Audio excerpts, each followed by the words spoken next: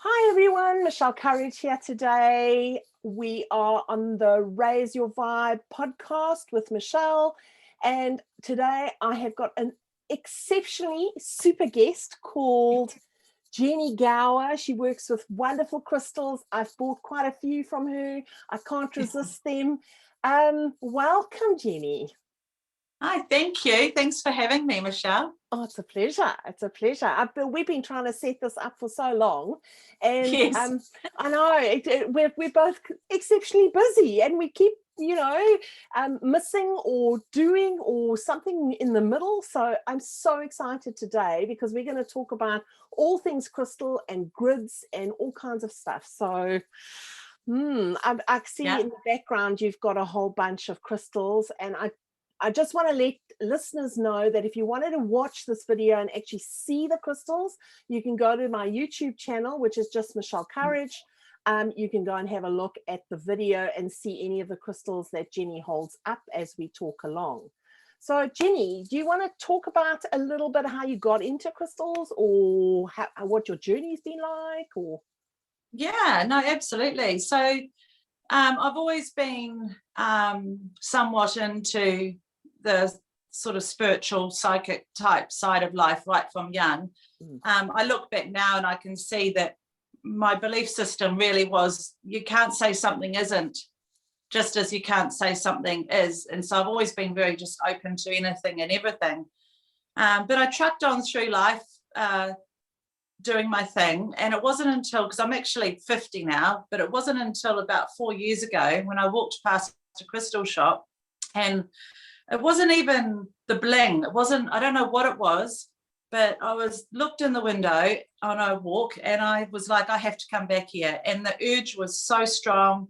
I grabbed my sister and I was back the second it was opened, like a few days later. yeah. And then I was in there every week, sometimes a couple of times a week.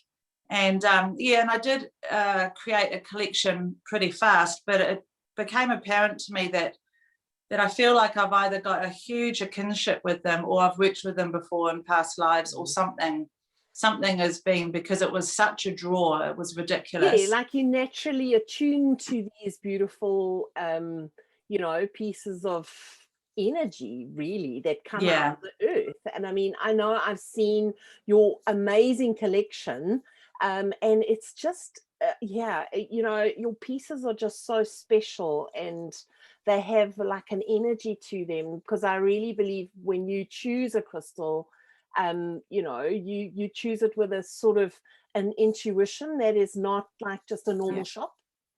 Yeah, absolutely. And you don't freak out if you don't feel anything, because what's ironic is you'll hear some stories about people picking up on vibrations or on feelings or something in them, and that's very real. They actually are. But I went, hot and fast, but I actually don't feel very much physically, tangibly, which has really made me realize that my magic powers are knowing and just intuitively understanding. But I wouldn't, like my sister would feel everything. So she would pick a crystal on whether it was vibrating in her hand, and I would, in the early days, stand next to her going, oh, it's not vibrating in my hand. Like, well, I'm what do I do? same. Yeah, but then I would just have this thing that I can't not go home with it. Absolutely. Or I have to go back and get it. Exactly. It's that inner knowing, and that I have. Like I had that one piece that I bought from you recently, that tall is that I can't remember what it's called now. My mind's gone blank, but anyway. And I mean, I saw it on your Instagram account. You had a picture of it, and I just went, I want that one. And you had four or five. Aragonite, yes, that's it. And oh man, the colors are beautiful, but I just knew that I needed it. And then when I read up about it, it was all about anxiety and everything. And I know in the last month and during April, it's been exceptionally tense for me. Just there's a whole bunch of stuff going on at the moment with my book and everything.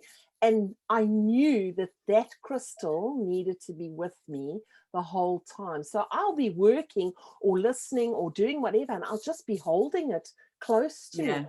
And I just put it on my desk. So how do you work is that kind of the same kind of way that you work with the crystal? Yeah, with all my, because I work with crystals on people, so and it's not actually too different, but for me personally, I just if I have to hold one, sometimes I have to sleep with one. And don't get me wrong, I'm not running around going, who needs to sleep with me tonight? Or actually, maybe in the early days I was, but but now it's much more chill. But I'll see a crystal that I haven't really noticed too much for a while, and I need to move it. Yes. And put it somewhere else. And that somewhere else will end up being somewhere that I am a lot, or something like that, or in my bedroom. They talk to me. They'll tell me they need to go outside, and because I put them outside during a full moon, or if there's rain, and they'll talk to me and tell me which ones need it more than others. So I know that sounds completely wacky to somebody who's not sort of maybe that attuned, but I think, you just know, like you say, it's that inner knowing. And is it too dissimilar to other stuff around the house where you just get this urge all of a sudden to move the dining table? Exactly. Or you get this urge to have a plant in that corner? Exactly. And you're moving energy basically, aren't you? Yeah. I mean, you're just moving energy around. And I know I've had a session with you when you've done a crystal sort of energy session with me. And holy moly, I felt it. I mean, when you moved those selenite long sticks up my body, it felt like my whole body raised up, and selenite always has that effect on me. I don't know why, but so, and I felt every crystal that you put on my body. It was just incredible. Yeah, the crystal healing sessions are fantastic. And they're for whom is drawn to come and have one. And I don't pre-plan anything. I used to have when I first started doing them, because I had such a draw to do them, and I thought, I'll have to. So my history is that I was a neonatal intensive care nurse for 25 years, and so that's a lot more structured healing wise. And so I was like, well, I have to create these specific things that people can come for. And I've now, there's a couple of descriptions and options on my website, but pretty much my intuition tells me what crystals you need, and you come and you tell me what it is that you need, and the two tend to marry. And I don't look up the crystals, and I don't memorize crystals. Sometimes I can tell you off the top of my head some stuff about them, but I don't believe in memorizing them, because I don't think they have a specific list of attributes. I think they have a general list of attributes, and those lists of attributes are based on other people's experiences of what they've felt with them. So they're real, but it's not necessarily what your energy interaction is going to be with that crystal. Exactly, because I feel like you open them up to the energy of that crystal, and almost like if it's big enough for them, they will go and find a crystal like that somewhere, or buy it from you or whatever, and then activate whatever it's activated in them will carry on activating. And absolutely, and also even just looking it up, Michelle. So I won't pre-look them up, because I'm not about going, anxiety and let me go and find, I'll choose them by feels, and then I'll give the client the list of crystals that I used, and ask them if they want to, they can look it up, and ask them to don't look at every single word, look at the words that make you go, that bounce out at you. Exactly. Yeah, because all of those all the descriptions out there are translations of people's experiences with them, and they're valid and they're real. Yes. But the bits that are your experiences with them are the bits that are jumping out and really resonating with you when you read it. Exactly. You're attuning into that frequency that crystal is pushing out to correct something within you. Yeah. And it doesn't have to be defined as exactly something. I mean, as humans, I think we like to define things, but I think we will get to that point where we don't define it. We just accept and allow the healing to happen through that beautiful energy exchange. Yes. So I absolutely love my crystals and know when they come into my world or into my sphere that that's specifically for me, but I'm not looking, like you say, specifically for a healing crystal that's going to help me with my anxiety. Like you say, in the beginning I did, and I think we're starting to move away from that, or less intensely about that and more about the feeling, because it is, after all, that energy feeling that is where we're supposed to be moving to, I feel. Yeah. And it's a little bit fun, and it's a little bit interesting to be drawn to a crystal and then look it up later.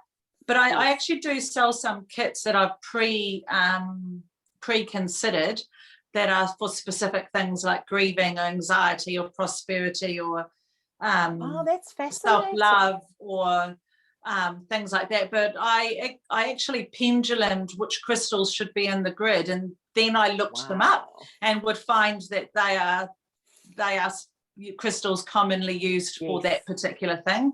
So so even those were intuitively, but they were a good place to start if you don't trust your intuition or your feels and you get in a muddle. You really want crystals, but you get in a muddle when you're in front of them and you start questioning. Do definitely go with what other people are saying when they say, oh, that one's really good for grief, or that one's really good for love or joy, or whatever it is that you're looking for. So it is okay to do it that way, and over time you'll start to really trust your intuition. But it's ironically the ones that I've pre-packaged as specific, I intuitively chose. So that's so cool. They've worked out. It's such a validation as a healer, as somebody who's working in this field, when we do something intuitively. And I know you and I have always talked about the fact that we're both exceptionally intuitive rather than prescribed. We're almost working against the prescribed and going against it because we're so well, I don't know about you, but I'm obsessed with the authenticness and knowing that I'm doing this from a guidance point of view rather than this is what I should be doing. Yeah. So I definitely actually I've got some pretty strong feelings around that, because in the crystal world, and I immersed myself, because you want to fill up your knowledge and you want to find out as much as you can. So in the first couple of years I did crystal courses on crystal healing.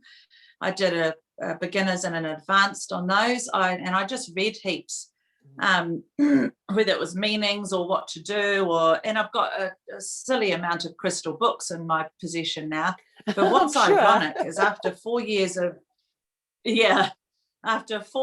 working with them, I now see that stuff, just as I said before, it's just guidance information. Yes. Because I truly, truly, truly believe that when crystals are being made deep in the earth, they don't have a rule book. You don't have to cleanse them in this way. You don't have to say that amethyst is for this, because it could be for that. You don't have to put this with that one, or in this particular order or anything. Yeah, because the nuances of energy, who are we to prescribe the nuances of energy? I mean, no, we're not. That is it's so wide. And we are such an energy, we're made up of so much energy that, I mean, it just doesn't make sense to be confined within a certain sort of energy bandwidth, if I would say. Yeah, and if you think about basic principles of energy, so it could be whether you're in a room with someone that lifts you up or drops you down, or you're looking at droplets on a puddle and you see them both go in and the ripples go to each other, and some will, refract, some will ripple a bit as they blend, some will blend seamlessly. That's the principle of energy, and you can't say, right, well, this drop has to be in this moment, or this, Exactly. Energy is about feeling your way through something. And if something feels not pleasant, you tend to shy away from that. And if something feels really pleasant, you tend to gravitate towards that. It's, just got to flow with energy. Yeah, it's really interesting. Now, do you want to talk a little bit about the grids that you've been making up? I've always kind of like how does it work? I would understand. I know that you take certain crystals or whatever, but why would you put them in a certain way, or how does it work? Just explain a bit more. Okay, so first thing I'll do is I'll show you a couple, because I'm surrounded by crystals here. I know, I've been in that room. It's amazing. So can you see this one? Okay. Oh, yes. Beautiful. Maybe can you come a bit closer? Oh, my word. That's so stunning. Now, for the listeners on my podcast, you can go and visit my YouTube channel and watch the video if you want to watch our little mugs on TV kind of story. But then you can see what that grid, oh my word, that grid is amazing. Yeah. And then here's another one. See, that one I just showed you was pretty perfect in symmetry and stuff. But here's another one. And this is more rugged and just, there are no rules, literally. And for those of you who do go to this video to go and have a look, you will see that those crystals, I don't know if you want to hold one of those up close to the camera. I mean, just amazing. Oh my word, what is that one? That's celestite. Oh man. Now these are the kinds of beautiful crystals that Jen gets. They're just and again, like you say, you pick them intuitively. Oh, look at that. Oh my word, even I'm leaning in. It's like, oh goodness, they're so wonderful. I know they're gorgeous. So when it comes to so this is my perspective. When it comes to creating a crystal grid, in my world, I tend to do it for a purpose, for a reason. I don't get really caught up on having to specifically create an absolute, symmetrical desire or specific sentence or something, unless it's a specific thing that I'm actually wanting to create, if that makes sense. So just don't get caught up on having to say things in a certain way or have certain words in your sentences, or have so follow your speak. I mean, it was a very long time ago when I started talking to other beings, when I said, I'm really sorry, but I swear a lot and I don't do any of that fancy language, and this is me, and just you'll have to take it. And it works out totally fine. But exactly, just be you, authentically you. But most crystal grids most people make start out with a desire to achieve something, or support something, or create something. So it's tends to be a heart-driven type thing. So say for me, this was supporting my clients when they came in to have crystal grid sessions, and also uplifting the energy, keeping, which I don't have to do really because there's so many crystals in here, but just having that divine vibe, sort of centering the divine vibe that's in my crystal space. So is it like opening a kind of like a portal into your space? Would it be something like that? Well, that's not how I would describe it, but if that's your intention, then that's what you will create. Right. Exactly. So it's all about your intentions, and to remember that your thought energy is so powerful. I'm actually brewing and bubbling up some online courses around, well, there's a lot of little modules in it, but the fundamental principle of them is your thought energy and how that affects us in our life. We have no comprehension of how powerful our thinking is. It's huge. So that's what an intention is. Yeah, you're setting an intention, which is a thought energy process. And if you truly believe it and desire it and support it, and don't undermine it with thinking, these things manifest, they happen. So I mean, so you sell that grid that you're holding, it's a wooden grid. Do you sell those as well online? Because I know you've got a shop. I sell I'll be making crystal. At the moment, I make little crystal grid sets, so they come in little packages like this. Because one of the things when I started first doing crystal grids was I'd spend quite a bit of time rummaging through little piles of stones in shops to get ones that felt similar. And so I don't know if you can see that very well. Oh, yes. Yeah. So I've got a whole huge tray over here with about 100 sets of 6 that I've sat down and intuitively pulled together from colour, sort of generally size. They're not identical, colour, size, shapes, and then when you get them with some form of conformity, and if you're wanting to do this kind of beauty, then if you'll see that even though those rhodonites are not the exact same, they are very similar. Yes. And the selenite sticks are a similar length, and these tiny little beautiful. You making up sets like that? Yeah. Oh, how amazing! Yeah. So somebody can go online to my shop and buy like 5 sets and set one of these up. So, but this is kind of your really classically taught crystal grid. So often they'll have a pillar in the middle. Yes. And usually the symmetry is 6, but seriously, don't get caught up on any rules.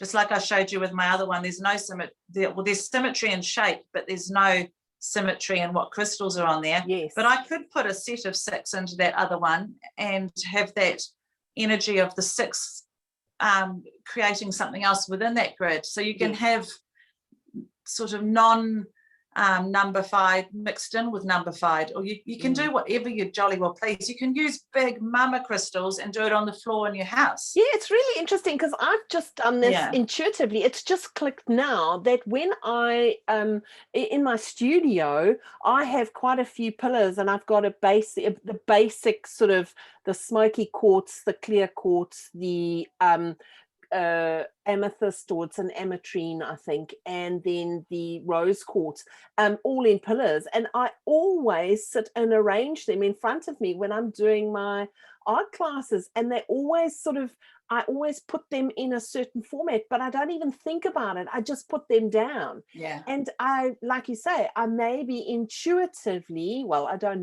know it now 100% now that you've pointed it out. I've actually created a grid in front of me anyway. Yeah, absolutely. Which is really fun, because often I'll take one out and I'll put it further away because I feel like, and I don't want to deal with you today, you're not important today. So that's really fascinating that, intuitively I've been creating grids anyway. So, and I think we're having this conversation because personally I probably need to amp this up. I have to the grids up. And if you're listening to this and you're listening to this and you're fascinated and you think, oh my goodness, I want to do this, there's a reason why you're doing that today, because you are called to do more grid work within your life, So it's so exciting. I'm always so like, yay.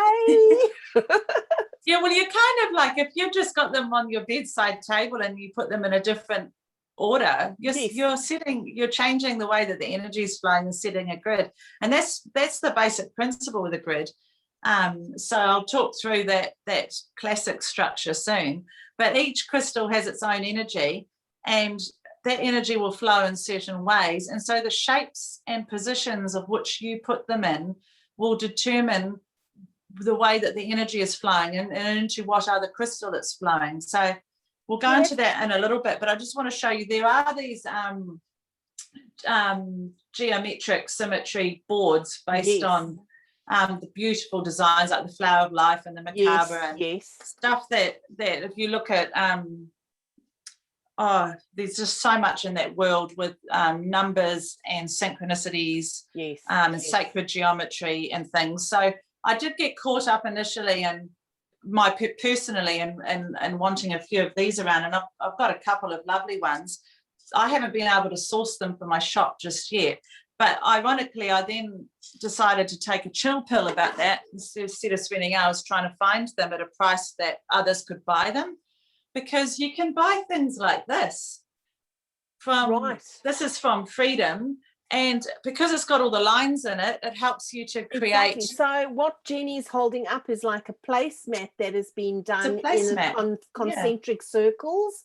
Here's another sort of thing that's not in circles. Yes. It's a no pattern at all, but why can you not make It's and like use a your wax eyeballs? something. Use Yes, another type of placemat. yeah, that's a grass Yeah. kind of mat in concentric circles. And it doesn't have to, like you say, be concentric circles. It's something that you feel that you want to use, that's going to give you pleasure, that gives you an energy.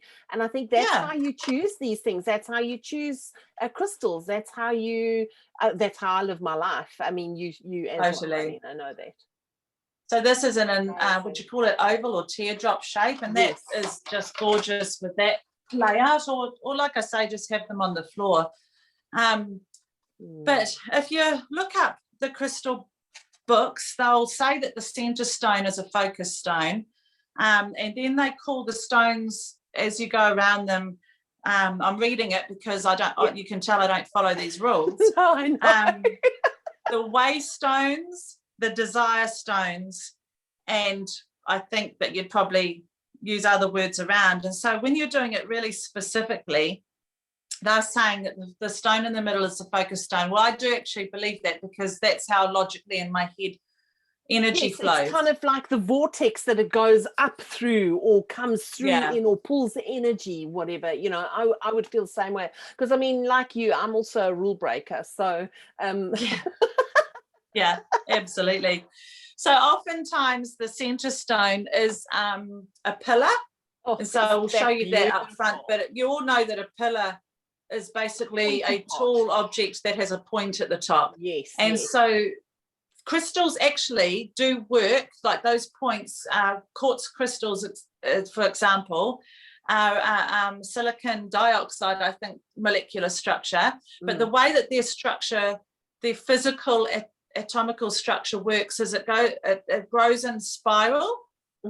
And I don't know if you're all aware, but quartz is used a lot in computer technology and heaps of industries. It's got an incredible high use in practical industries around the world for holding information and for amplifying energy. Yes. I know. That's the quartz watch, and the quartz watch, the quartz bits in computers and so on. And it's because the structure is a spiral. So as the energy moves in a quartz crystal, it is moving on a spiral. So it has more distance. So if you imagine, if you move straight up, you have this distance. If you move around and around and around and around and around before you exit, it's a lot more. It's a lot more. So it gets greater speed. So that's the amplifying. So the point actually does direct energy. And so when you have one that this one doesn't, but if you had a point at that end, the energy can move out of both sides. Yeah. So that's why the pillar is often the center stone, the focus stone. But there are no rules. So I personally, sometimes I'll use a sphere. Yes. As a focus stone. I kind of, there's part of me that loves the rawness of a stone. Instead of the man-made sort of stuff that's got on into like making those points. I sort of, I obviously I do feel that energy and whatever, but when the raw stones come out, there's something that really untouched kind of story, if you know what I mean. Now, not all points are man-made. Quartz creates its own points. Oh, okay. I didn't know. It's good to. They were all man-made. No, because this little baby is completely natural. And if you look really close at it, they're absolutely stunning, aren't they? The points on them, and some of them have doubles. Yeah, absolutely. They're pointed at both ends. Yeah, that's how quartz actually grows. So that's also why it's naturally an amplifier and gets used in a lot of industries. Yes. But any crystal is cool. So this is apatite, and one of the it's a different structure. So it needs to be kind of created into shapes. So this is a polished chunk. So it's called a free form, but that would be beautiful. Stunning. As your center stone. Yes. And a piece of rough crystal, just like that quartz points, or this pink tourmaline that has mica. That can be your focus stone. Whatever you're drawn to is having your center stone. It can be a wacky shape like this lapis. Yes, Like lapis yes. comes in chunks and then they polish it up. Oh, Yeah. they're just so stunning. I just absolutely, I mean, honestly, I just can't help myself with freaking crystals. It's bad. It's getting bad. You know, as you get older, you know, you don't want rocks or jewelry anymore. I just want rocks. This one rocks. Yes, I don't want like diamonds and rubies and stuff. I want rocks. So this is a chunk of rose quartz. It's just raw and just a chunk. Beautiful. So this is a massive piece of quartz that's just been broken up, right? So it's not created into the points. And that would be perfect. And Yes. here's my little collection of points. This is my personal collection that I make crystal grids out of. Sometimes I'll have like 5 and sometimes I'll have 0, you know? Yes, yes. Yeah. So you could actually make up a grid, like say, you know, for abundance or manifesting something. You could actually make up a grid like that. Yes, absolutely. And use it, because I know I use individual crystals for, like, I've bought a big apophyllite sort of hole, like a geode, which, you know, is like a rounded, sort of more rounded, and the apophyllite comes in the middle. And I've actually, every time I hold that crystal, every time I work with that crystal, I'm bringing in abundance. I'm thinking abundant thoughts. But I could use grids like that. Yeah, so you would use that apophyllite is holding that energy, and you can feel that so clearly. That's your focus stone. And then what they call the desire stones and the way stones and things, basically any other crystal that you put around it is adding to the focus stone. It is it's either directing energy into it or away from it, out into the world, or to your room, or to your boudoir, or whatever it is that your intention is trying to manifest. Right. So yeah, you use all the other stones to add to the energy. So in your case, that apophyllite is the center focus stone, because it's got that big pull of energy, and is naturally already doing that work. And then you can surround it. So you can surround it in pattern, in symmetrical pattern, or in any form that you want. But and the crystals you surround it with help it. Okay, so would you find maybe like citrine to go? Because like I know citrine does carry abundance. For me, it's very, personally, I feel very abundant around citrine. It kind of feels that it pulls that energy. So I would put the apophyllite in the middle, and then I would put citrine around it. Yes, absolutely. You know, and then pyrite is another good one. Oh, pyrite. Okay, wonderful. Oh. She's writing it down. Absolutely. I mean, you know what? I've got to learn these things. And you know what? Never overlook clear quartz. Yeah, absolutely. Don't overlook clear quartz either, because clear quartz is it amplifies it. So if you want to double, triple, quadruple up the energy of that grid that you've just made, throw some clear quartz in it. And it'll be even bigger. Oh yeah! Wow! Oh, I'm so excited. I think I'm going to have to come visit you. Luckily, Jenny's just down the road, because we're obviously based in Wellington. So Jenny is based in Wellington, and she has got her room full of crystals. And you, oh my goodness! So she's holding this basket full of crystals. So these are it's probably about 100 of them in there. Those are the crystal grid sets that I've got to photograph and package up and pop online, because my crystal grid sets have been selling quite fast. And so I'm a little bit stopped. Well, I'm not stopped behind. I've just got to stay at home for a little while, long enough to package them and pop them up on the website. Exactly. Because I mean, that room of yours is just like a haven full of stuff. So I think if anybody wants to get hold of you, they can find you online at jennygower.com, and then also on Instagram it's Jenny Gower Energy. Is that right? Yeah. And I'll put those links at the bottom underneath in the sort of commenting place underneath the podcast. And oh wow, we could talk for hours about this, but I think we'll end today, because we've been chatting for almost 45 minutes now. So have we? Going.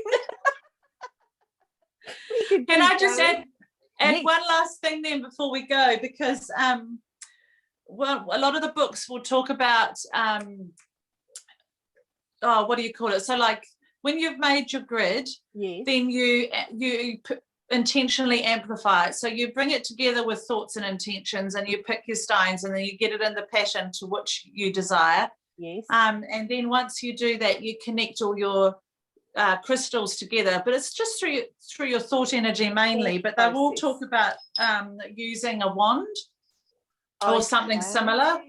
So that's a raw piece of kyanite that I use, and here's a wand that I've used before, double point at one end and single at the other. Stunning. And here's an actual wand. Oh, right. Okay. Yes, I've kind of done those in some workshops. They're so beautiful. Yeah. And or the other thing that you can do is you can pendulum activate it. So what I do is I go over and I circle the energies, and I get them to go lines, and then I ask for it to be fully working at its greatest potential. And like I say, I don't have fancy words, so I will say something like, and now can you just fully work at your greatest potential and do all of the things that you need to do Exactly. for me. But that's the aspect called activating the grid. If you skip that, don't worry, because your crystals will be working. But that's something like we talked about. It's that intention. And, you know, and setting that intention. If you're setting the intention in absolute purity and for the highest good, that is already amplified to so much.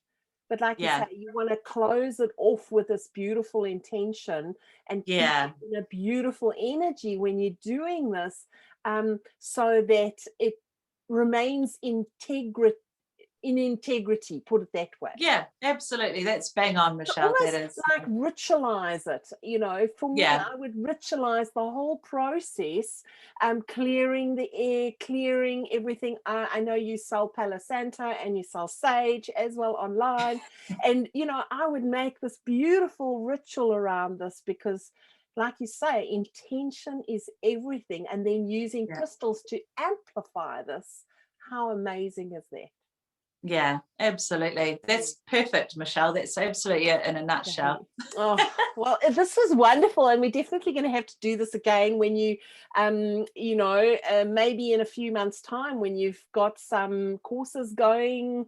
I know you're working deeply on these beautiful courses which are going to be very intuitively based, which I think is, you know, the way the new healers are coming and rising up. They're doing it everything from intuitiveness rather than the sort of prescribed way of doing things. So each energy from a healer or being or soul will bring in that incredible new access and attunement, put it that way. So, yeah, absolutely. Yeah, thank you so much, Jenny. It was so lovely to chat to you as always, and thank you so much for joining. And everybody go and pop onto jennygower.com or Jenny Gower Energy. Go follow Jenny, and you can see all these beautiful crystals on her Instagram page. Thank you so much, and we'll chat soon. Yeah, thanks, Michelle. It's an absolute delight to be here, and thank you for your time and for thinking of me. I really appreciate it. Thank you.